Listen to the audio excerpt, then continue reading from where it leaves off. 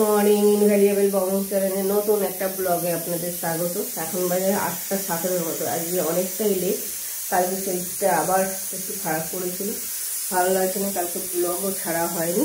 আগের দিন রোহান করে দিয়েছিল এডিটিং সব কিছু।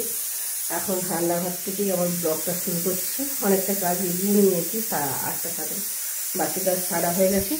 এপাশে প্রেসারে মুড়ি খাওয়ার জন্য আলু সিদ্ধ বসিয়ে দিয়েছি। এখানে তাওয়ায় তেল গরম বসিয়ে দিয়েছি। করবো পাবদা মাছের পাতুরি।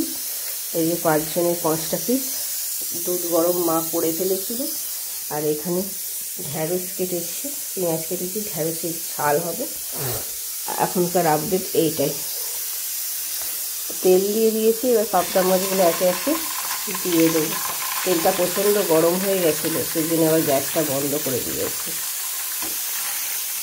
এই গ্যাসটা হলেই ভেটকি মাছের মোটামুটি হার নেই, একটুখানি রয়েছে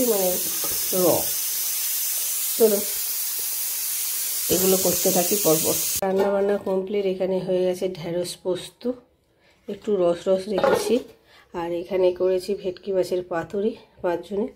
আর এখানে আলু ভাতের সকালে এখানে পেঁয়াজ পেছনে আছেন, নাহলে নষ্ট হয়ে যাবে মাখালে, আলাদা নিয়ে যাব। আর রোহানের নেই, রোহান খিচুড়ি সকালবেলা ছিল, খেয়ে নিয়েছে। এবার রান্নাঘরটা পরিষ্কার করে বেরোই।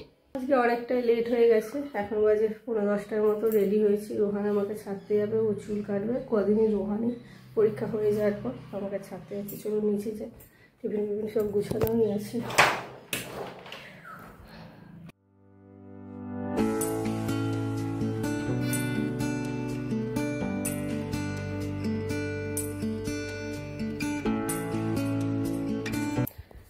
এখন বাজে 1:50 মতো। জাস্ট বাড়িতে এলাম। জাস্ট না, 2 মিনিট হয়ে গেছে। এসেই ভাতটা বেড়ে নিয়েছি। ওর পাপার কাছে ইনস্টলেশনের রোহান আমাকে আনতে গিয়েছিল। এসেই প্রথম কাজ করে ফেলেছি, ভাতটা বেড়ে নিয়েছি। বেড়ে নিয়ে উপরে যাব। আজ এখানে ঝিঙে পোস্ত বলছি, ঢ্যাঁড়স পোস্ত করেছি আলু দিয়ে। আর এখানে মাইক্রোওভেনে মাছ আর পাতুরিটা গরম করে নিয়েছি। এটা নিয়ে নেবো, এই সিম্পলি খাবার।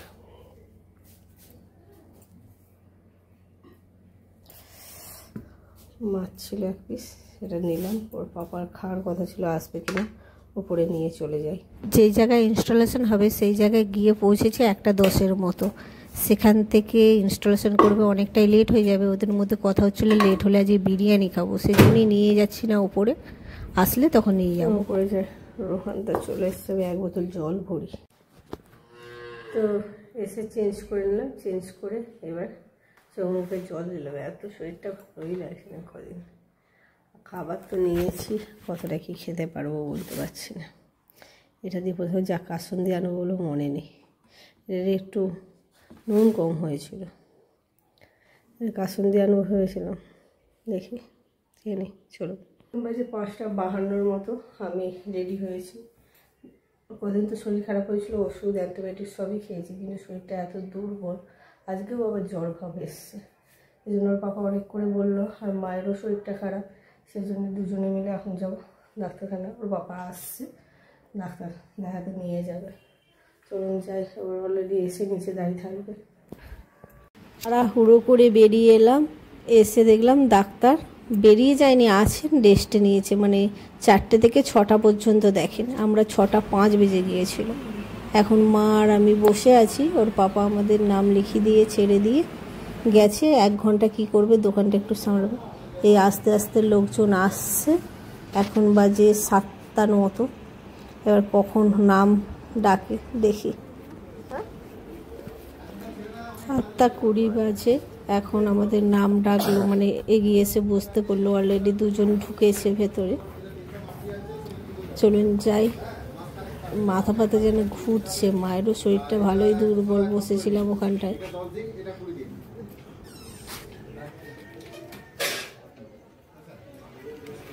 আমার আর মায়ের ডাক্তার দেখানো হয়ে গিয়েছে।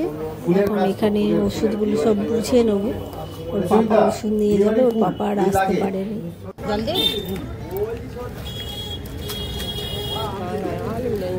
আলু কাঁচা লঙ্কা আছে, কাঁচা লঙ্কা দিয়ে মাখবো। মুখে কিছুই স্বাদ পাচ্ছি না, ওর বাবা টোটো পাঠাবে তাতে যাবো, সেই জন্য শেষ টাইমটা মাকে বললাম চলো দুজনে মিলে ফুচকা খাই।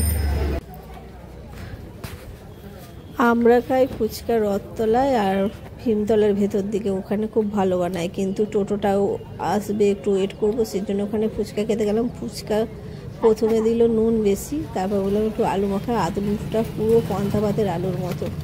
মা দুটো মাত্র ফুচকা খেলো, আমি তারপর বাদ বাকি খেলাম। কেউ বলছিল নিয়ে যাওয়ার জন্য, ওই ফুচকা বাড়িতে এনে লাভ নেই, তাই এখানে আবার চপের দোকানে একটু চপ নিচ্ছি, বাড়িতে গিয়ে কিছু তো করতে হবে। এখন 8:30টার মতো বেজে গিয়েছে।